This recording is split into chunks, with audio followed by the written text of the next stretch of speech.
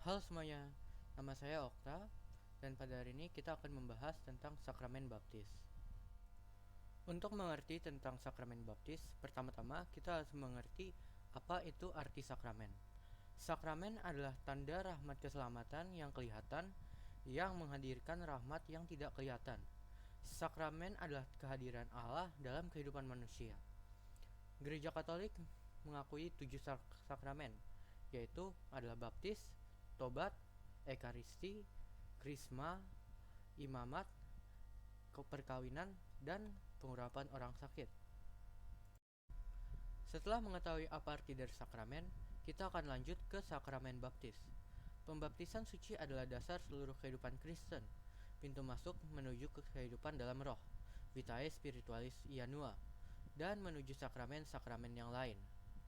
Arti dari menuju sakramen-sakramen yang lain artinya adalah jika kita ingin menerima sakramen yang lain seperti ekaristi atau krisma, kita harus dibaptis terlebih dahulu.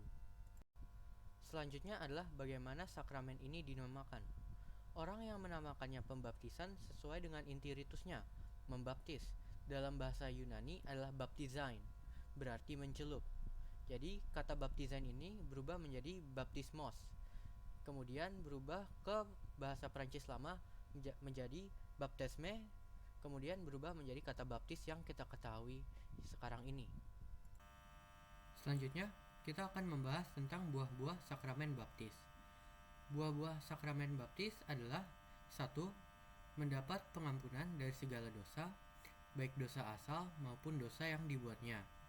Kedua, menjadi ciptaan baru dan dilantik menjadi anak Allah.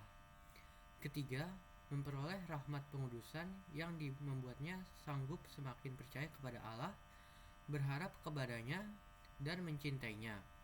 Membuatnya hidup di bawah bimbingan dan dorongan Roh Kudus, membuatnya sanggup bertumbuh dan dalam kebaikan. 4. Digabungkan menjadi anggota gereja sebagai bagian dari tubuh mistik Kristus. Dan kelima, dimeteraikan secara kekal dalam sebuah meterai rohani yang tak terhapuskan sebagai bagian dari Kristus. Kemudian, siapa sajakah yang dapat dibaptis?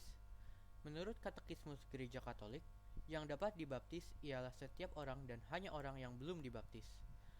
Untuk dapat dibaptis, seorang katekumen harus menerima pembelajaran selama setahun atau minimal 40 kali pertemuan.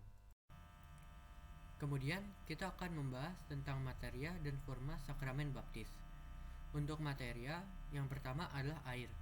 Air ini adalah sebagai lambang membersihkan semua dosa, termasuk dosa asal. Kemudian ada minyak suci, adalah sebagai tanda dan sarana seseorang dilantik dan ambil bagian dalam martabat ilahi. Kemudian kain putih, sebagai tanda dan sarana seseorang mengambil peran dalam kekudusan. Kemudian lilin menyala adalah sebagai tanda dan sarana cahaya Kristus yang menerangi jalan kehidupan seseorang. Untuk formanya adalah Aku membaptis engkau dalam nama Bapa, Putra, dan Roh Kudus. Kemudian, untuk jenis-jenis pembaptisan dibagi menjadi 4 macam. Yang pertama yaitu baptis bayi adalah ketika seseorang dibaptis setelah lahir. Kemudian baptis dewasa ini adalah pembaptisan yang dilakukan seseorang yang dapat memilih sendiri keyakinannya. Kemudian ada baptis rindu. Baptis rindu adalah diperuntukkan bagi orang-orang yang ingin menerima baptis namun belum sempat dibaptis dengan air ketika mereka meninggal dan tidak menerima buah-buah sakramen tersebut. Kemudian ada baptis darah. Baptis darah ini diperuntukkan kepada orang-orang yang mati demi iman atau mati sebagai martir. Kemudian berikut ini adalah tahapan baptis dewasa. Yang pertama adalah masa pra-katekumenat, yaitu masa persiapan batin seseorang yang ingin menjadi Katolik. Kemudian masa katekumenat, yaitu masa memperoleh pendidikan iman dalam gereja Katolik, yaitu minimal 1 tahun atau 40 kali pertemuan. Kemudian ada masa persiapan pembaptisan.